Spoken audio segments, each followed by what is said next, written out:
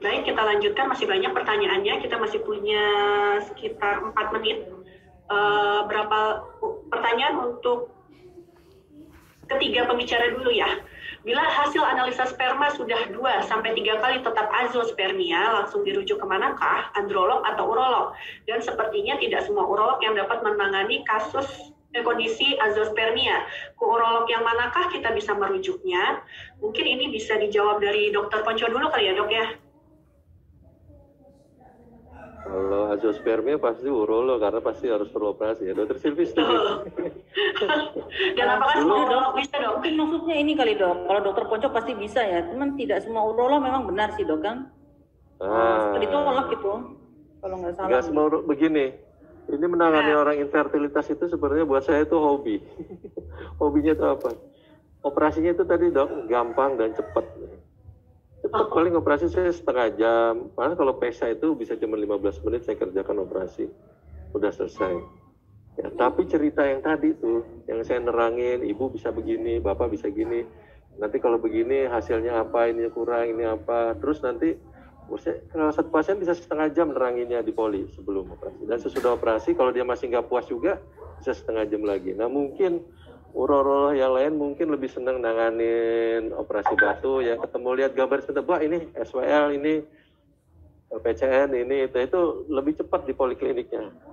Tapi kalau ini emang ada hobinya. Dia memang kalau di urologi sendiri udah ada konsultan urologi androloginya. Itu kalau di RSCM ada Prof. Akmal, Dr. Nurasid, Dr. Widi.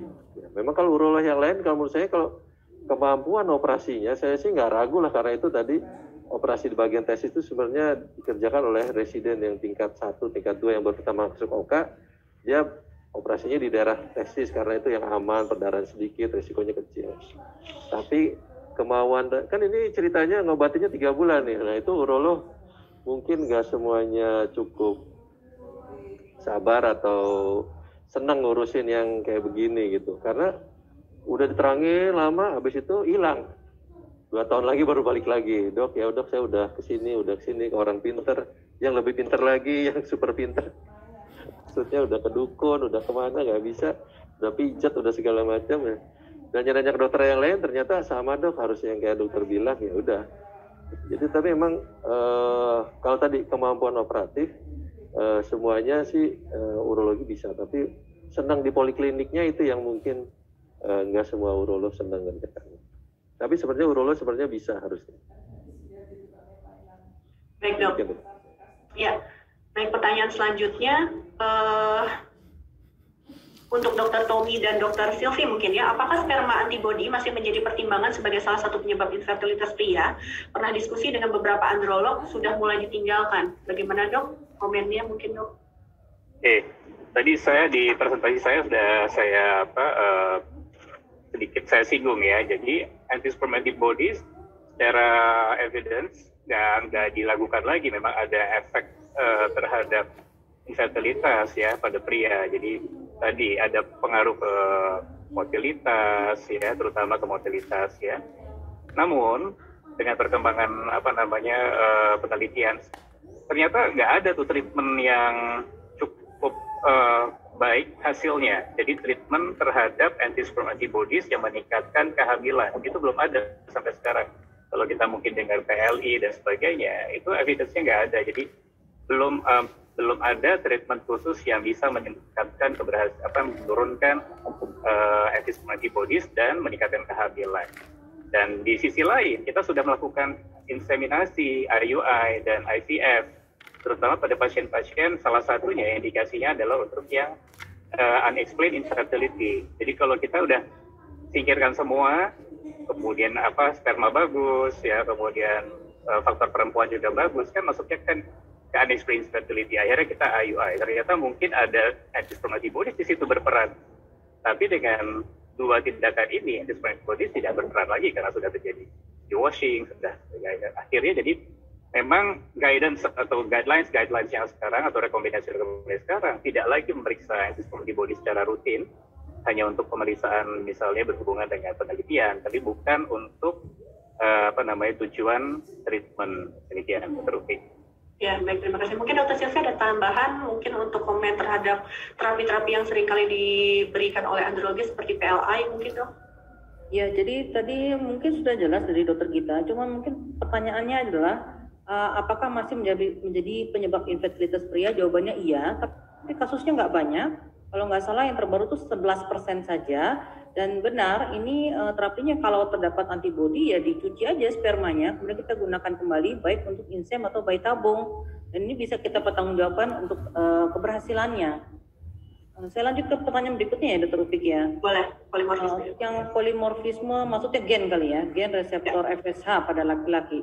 Ini kalau pada perempuan ini penting sekali dilakukan pemeriksaan ini bila apalagi ketika simulasi untuk bayi tabung itu dosisnya tidak bisa baik folikelnya. Jadi kadang kalau pada klinik ini dinaikin dosisnya mentok sampai 300 per sekali suntik nih kalau nggak salah. Nah, kenapa seperti itu? Karena tidak setiap wanita itu responnya sama. Dikarenakan polimorfisme ini. Nah, tapi kalau pada laki-laki itu tidak banyak. Menyambung tadi kasus hipogonadisme, kalau yang hipogonadotropin, jadi FSH LH-nya rendah, ini biasanya juga bisa kita berikan pada kasus-kasus AZO yang tesisnya masih bagus.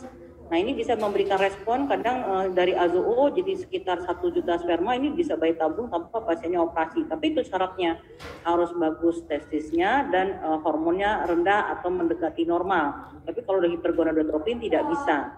Nah, pada kasus seperti ini bila tidak bisa menghasilkan sperma dengan yang seperti kita mau atau dengan cukup baik, maka bisa dilakukan pemeriksaan polimorfisme gen reseptor FSH-nya. Walaupun itu tidak apa ya namanya buat laki-laki ini tidak apa namanya kalau signifikan ya dibandingkan dengan perempuan yang harus simulasi. Kalau pada laki-laki tidak harus pilihan, dia bisa langsung complete referral ke urolog juga bisa. Seperti itu, Dr. Rupi. Ya, baik. Terima kasih, dokter. Mungkin terkait dengan hipogonadisme, pertanyaan terakhir untuk Dr. Ponco, apakah hipogonadisme pada pria tadi sudah terjawab ya, apakah menjadi faktor penyebab infertilitas, dan apakah ada penajem yang lain dari sisi urologi, dok, untuk pasien yang mengalami hipogonadisme? Ya, secara umum sih ya kita kasih hormon itu aja, hormon restoran terapinya. Teman yang perlu disampaikan mungkin waktunya tadi nggak bisa cepat ya, minimal 3 bulan, tapi pengalaman saya sekitar di atas 6 bulan atau 8 bulan baru dia bisa hasilnya yang sesuai dengan diinginkan. Tapi kalau dijalankan secara terus-terus hasilnya tadi dari 4-4-nya bagus jadi. Baik, terima kasih, dok. Satu pertanyaan terakhir untuk Dr. Gita Pratama, mungkin astenoteratozospermia, apakah harus dengan program IVF, dok, dengan riwayat single tuba paten dan riwayat kehamilan BO dan tidak sesuai dengan usia kehamilan? Oke, jadi kalau bilang astenoteratozospermia itu bukan indikasi untuk IVF. Jadi kalau misalnya kita bilang indikasi IVF adalah severe zoospermi, jadi kita jadi total multi sperm count. Jadi kalau misalnya asteno, tapi astenonya berapa persen dulu? Jadi kembali lagi ke konsep total mortal sperm count-nya, apakah memenuhi syarat 5 juta mortal sperm count, di atas 5 juta ya. Kalau memang dengan terapi-terapi sudah kita lakukan rujukan ke androlog atau urolog tidak bisa juga, masih tetap 5 juta, baru itu masuk ke IVF, indikasi IVF gitu. Baik, terima kasih. Saya rasa sudah semua pertanyaan yang masuk terjawab dengan baik. Mungkin kalau boleh saya simpulkan sebagai objin mungkin di sini, kita harus tahu bagaimana membaca analisa sperma yang benar dan meminta analisa sperma kepada rujukan atau laboratorium yang baik yang menggunakan patokan dari WHO ya, dok ya. Karena tidak semua laboratorium ternyata memberikan hasil analisa sperma yang standar. Itu yang pertama. Yang kedua, kita harus bisa menilai bagaimana total motile sperm count. Tujuannya adalah bukan untuk terapi atau kategorikal seperti analisa sperma, ya, tapi lebih ke arah bagaimana acuan kita untuk menentukan program atau jenis program teknik reproduksi berbantu selanjutnya. Kemudian ada baiknya kita melakukan identifikasi resiko seperti pada awal, ya, baik itu faktor resiko endogen maupun eksogen seperti kebiasaan, seperti tadi yang sudah dijelaskan dokter Silvi mengenai reaktif oksidatif stres. Kemudian bagaimana kita menentukan kapan pasien itu harus kita rujuk ke andrologi maupun ke urologi, ya. Jadi sebelum melakukan tindakan. sehingga pasien dapat terinformasi dengan baik mengenai pilihan-pilihan terapinya dan lebih menerima apapun hasilnya. Dari sini mungkin ada, sebelum kita tutup, ada closing statement dari masing-masing pembicara, dokter. Dimulai Dokter Sylvie mungkin. Kalau saya menjaga asupan makanan dan kualitas dari testisnya ya, sekarang lagi marak sepedaan, saya tidak menganjurkan untuk bersepeda bagi pasien-pasien saya. Dianjurkan untuk melakukan olahraga yang lain. Demikian. Ya, terima kasih Dokter Gita, silahkan. Oke, kalau dari saya tadi menarik yang disampaikan Dokter Ponco. Jadi terutama untuk Dokter Objin yang senang dengan infertilitas, kemudian mengerjakan bayi tabung. Tadi, jadi kita jangan tiba-tiba mengerjakan siklus bayi tabung tanpa merujuk atau melakukan konsultasi ke ahlinya, yaitu urolog atau androlog ya. Jadi jangan tiba-tiba pasien sudah diopu, tiba-tiba harus menerima kenyataan bahwa tidak ada sperma. Jadi itu memang yang harus penting sekali kita ingat. Jangan sampai pasien itu merasa tidak pernah diterangkan sebelumnya option-option apa sih sebenarnya yang bisa beliau dapatkan sebelum memasuki siklus bayi tabung. Saya cukup. Terima kasih Dokter Gita, silakan Dokter Ponco. Wah, yang mau saya omong udah diomongin sama Dokter Gita nih. Makasih ya. Dokter Gita emang salah satu option yang rajin mengirim pasien, mengakses pasien sebelum melakukan IVF, dia akses dulu. Tapi biasanya yang langsung udah siap OPU itu biasanya yang muda atau yang baru lulus, pengen banyak IVF, ketemu sama, nanti kalau udah ketemu ada pasien satu aja yang marah sama dia, pasti dia akan ingat ya.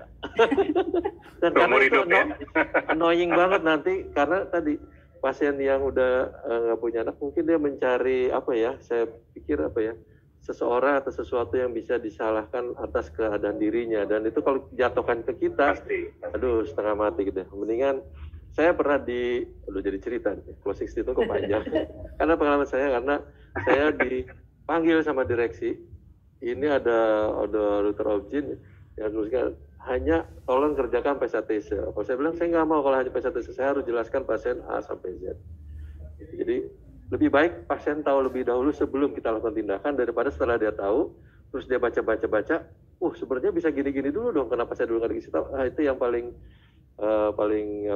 gak enak. Dan pasien-pasien infertilitas kan biasanya yang ini well educated, menengah ke atas, dan dia bisa cari sendiri. Lebih baik tahunya dari kita daripada dia tahu dari orang lain. Demikian kali, Dr. Upi. Ya, baik. Terima kasih kepada Dr. Sylvie, Dr. Gita Pratama, dan Dr. Ponco Birowo. Saya kembalikan lagi ke MC. Mohon maaf atas kekurangannya.